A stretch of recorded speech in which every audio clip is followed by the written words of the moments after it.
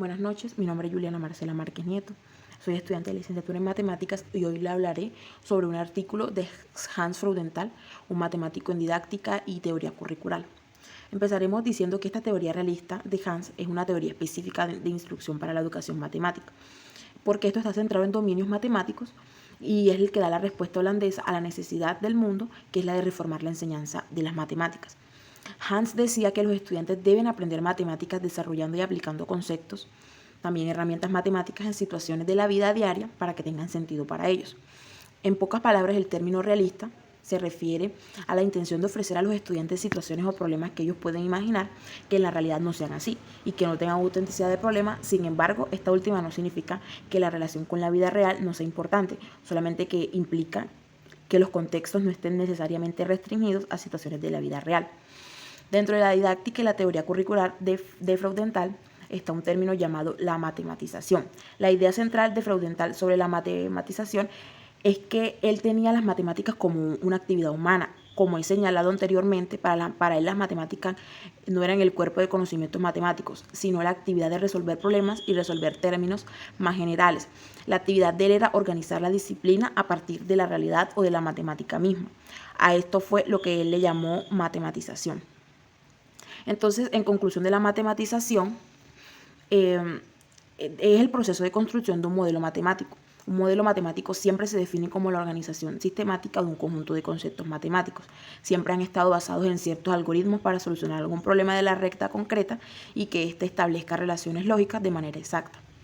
Dentro de la matematización existen dos tipos que se pueden considerar como horizontal y vertical. Para Freudenthal, la matematización horizontal implicaba ir del mundo de la vida al mundo de los símbolos, mientras que para la matematización vertical significaba el movimiento dentro del mundo de los símbolos, pero aún así él señala que la diferencia entre estos tipos no es clara. La matematización horizontal tiene actividades como identificar las matemáticas que pueden ser relevantes respecto al problema, y representar el problema de modo diferente para comprender la relación entre el lenguaje natural, simbólico y traducir problemas de un modelo matemático y utilizar herramientas y recursos adecuados. Y dentro de la matematización vertical está utilizar diferentes representaciones y modelos, usar perfectamente el lenguaje simbólico, formal y técnico, y también sus operaciones. También está argumentar, saber generalizar y refinar.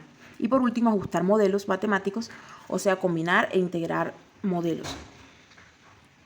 Una vez traducidos el problema, una expresión matemática, este proceso puede continuar si el estudiante puede plantear a continuación cuestiones en las que utiliza conceptos y destrezas matemáticas. Esta parte del proceso es la que se le denomina matematización vertical.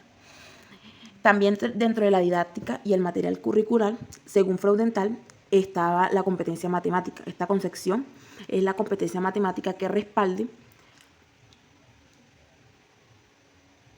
la importancia de que los alumnos desarrollen una sólida comprensión de los conceptos de las matemáticas puras y los beneficios de tomar parte en exploraciones dentro de un mundo abstracto de las matemáticas. También hay 7 capacidades matemáticas fundamentales. Una de ellas es la comunicación. En todas las competencias matemáticas siempre implica comunicación, ya que es el sujeto que percibe la existencia de algún desafío y está estimulado para reconocer y comprender una situación o problema. También está la matematización, como lo he dicho anteriormente, que es una competencia matemática que puede suponer transformar un problema definido en el mundo real a una forma estrictamente matemática, o también tener la interpretación y la valoración del resultado en el modelo matemático con relación al problema original.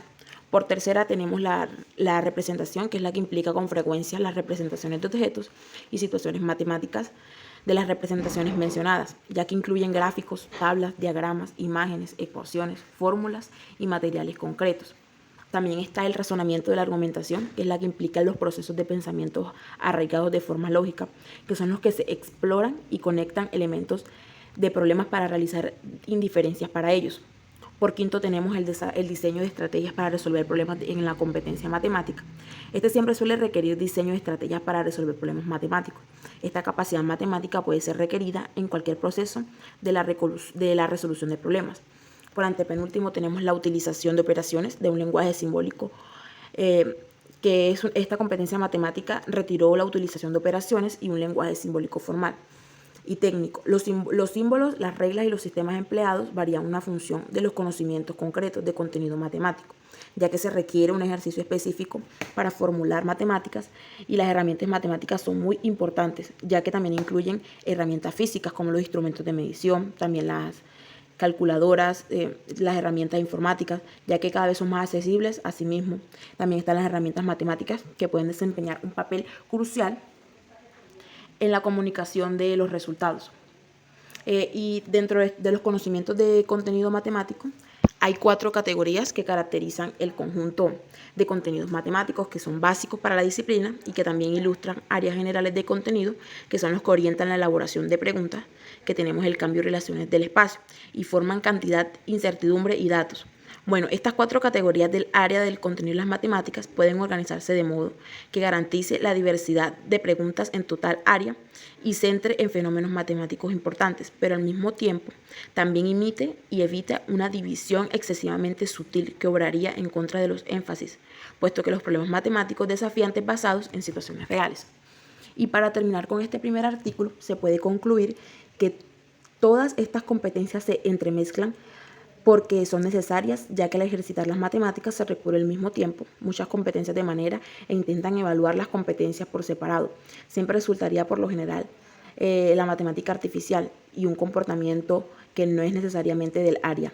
Gran parte de las matemáticas que saben los estudiantes han aprendido en la escuela, la comprensión de un área de conocimiento de salud que se va adquiriendo gradualmente con el tiempo, ya que uno va apareciendo de manera más formal y abstracta, la representación matemática y con el razonamiento como un resultado de ir participando en actividades diseñadas para así desarrollar y por último la competencia matemática que también adquiere a través de experimentar interacciones asociadas en diferentes situaciones o contextos sociales. Bueno, sobre este pequeño escrito hablaré sobre la EMR de fraudental. Empezaré dando a conocer un pequeño origen sobre este. Esto nace en Holanda como reacción al movimiento de la matemática moderna en los años 70. Tuvo un enfoque mecanista de su enseñanza y para su autor esto era una filosofía de la educación. Fraudental siempre se opuso a las corrientes pedagógicas y didácticas, también a las innovaciones, ya que en la enseñanza matemática están vinculadas las matemáticas de esa época, fundamentándose como un conocimiento profundo sobre la disciplina matemática, en la que su interés por la enseñanza y su experiencia recogida de las aulas. Fraudental aportaba que el punto de partida del aprendizaje debe encontrarse en situaciones que pidan ser organizadas mediante modelos desarrollados por los aprendices y deben ser basados en sus propias necesidades, o sea que aprueben y mejoren a partir de sus experiencias. Dentro de la MR tenemos 3 ideas, que son las ideas centrales, que son la matematización, ya que la he mencionado anteriormente, la reinvención matemática y la fenomenología didáctica. Dentro de la matematización, la idea central en la actividad matemática humana es la que debe existir en una matemática. Para todos, la reinvención matemática tiene como idea central comprender las matemáticas que pasan por niveles de los contextos y modelos, que son muy importantes, y que por último está la fenomenología didáctica, que es la que busca contextos y situaciones que generan la necesidad de ser organizados matemáticamente, ya sea en su historia o en las producciones espontáneas de los estudiantes. Dentro de la MR tenemos fundamentales principios. Uno de estos es el principio de la actividad. La matemática es una actividad humana accesible para todos y se aprende mejor haciéndola en actividades tipo aprender el resultado de la matemática ya hecha, ya que hay que aprender a hacer matemática. El proceso de la actividad en sí, la matemática educativa no solo es instructiva, también permite comprender y participar en la forma en la que se organiza en nuestro entorno social y natural. Siempre es importante desarrollar una actitud matemática, o sea, saber cambiar de punto de vista si es erróneo, usar su práctica como materia prima de reflexión, etc. También está el principio de realidad de la matemática como la matematización, o uno lo podemos decir también como orden organizado de la realidad. Esto así, su aprendizaje debe organizarse con ella también, no solo el mundo real, sino realizable, lo imaginable o lo razonable, para que los alumnos puedan decir que el principio de la realidad son los que se aplican en los problemas originarios históricamente a los actuales. También está el principio de reinvención, que es donde los alumnos no crean ni descubren, sino que reinventan modelos y operaciones estratégicas que los docentes siempre tienen que tener una capacidad de anticipación y observación y de reflexión para comprender las habilidades de sus alumnos. También están los principios de niveles, que es la que cuenta con la matematización progresiva, la matematización horizontal y la matematización vertical. Que ya les había mencionado anteriormente, la matematización progresiva es la que pasa de matemáticas 1, contenido 1 y tema real para analizar. Su propia actividad matemática, la matematización horizontal, que ya les había dicho anteriormente, es la que convierte un problema contextual a un problema matemático. Ella siempre se basa en intuición, en sentido común o en una aproximación empírica. Y por último, la matematización vertical, que es la que tiene estrategias de reflexión de generación y pone a prueba su duración, la simbolización, la esquematización para lograr siempre mayores niveles de aprendizaje. También tenemos los principios de interacción, que es el que dice que el aprendizaje de las matemáticas siempre ha sido una actividad porque siempre se discute sobre las interpretaciones de los problemas de los distintos procedimientos y las justificaciones para que tenga eficacia la solución.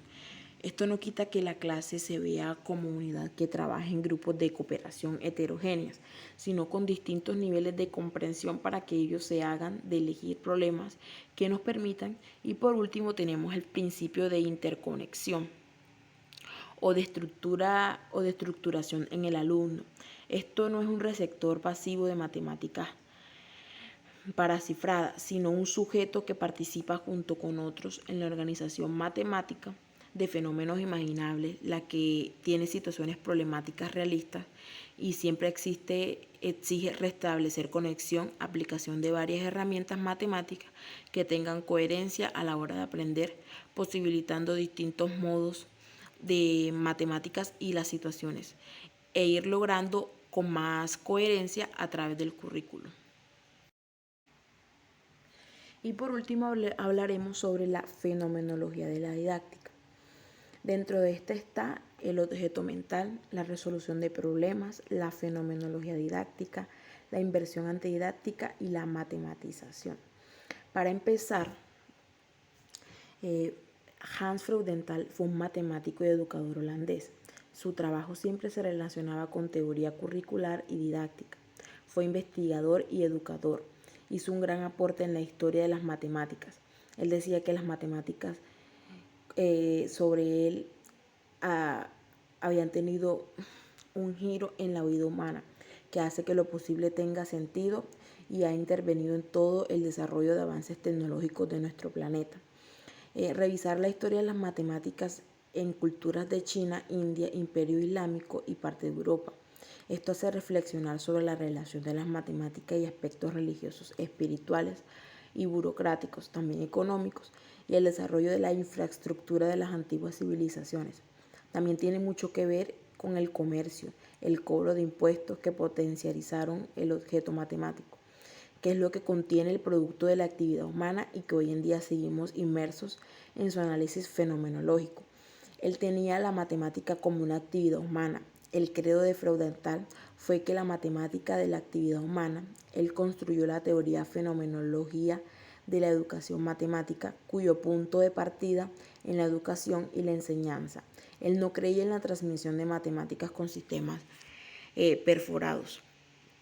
Como objeto mental, Freudenthal decía que la intención del sistema educativo debe garantizar que el campo semántico personal de los alumnos sea suficientemente rico.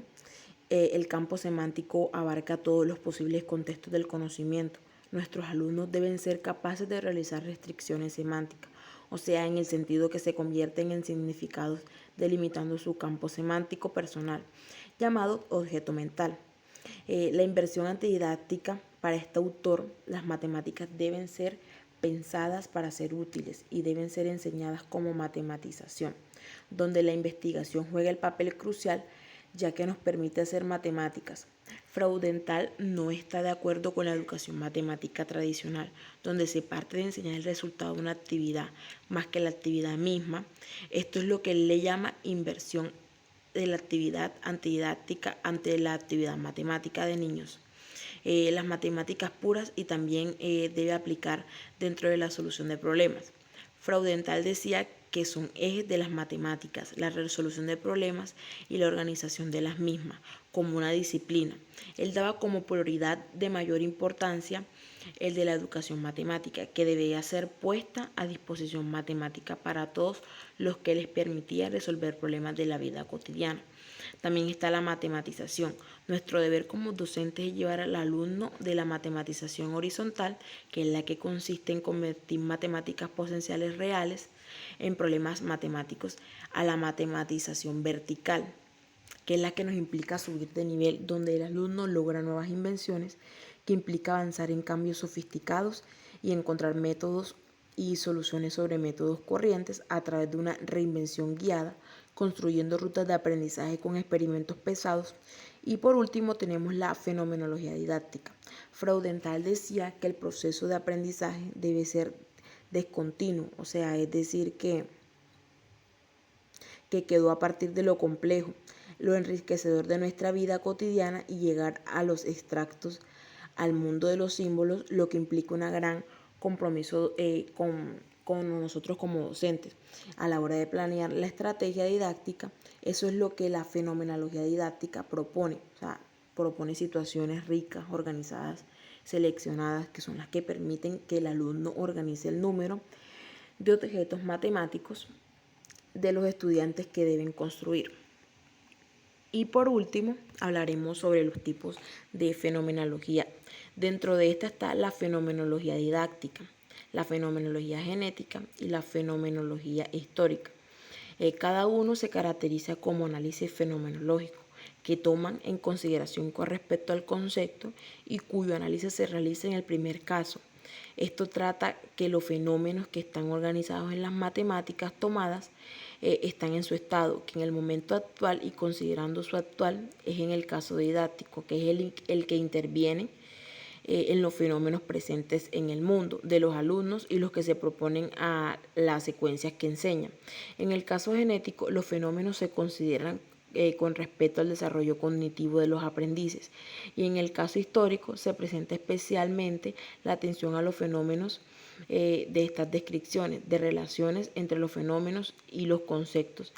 También se toman en consideración en el primer caso, que son los que están establecidos entre los tres, cómo se produjeron y se adquirieron, y no se conformaron en esas relaciones en el sistema educativo con respecto al desarrollo cognitivo o en la historia respectivamente.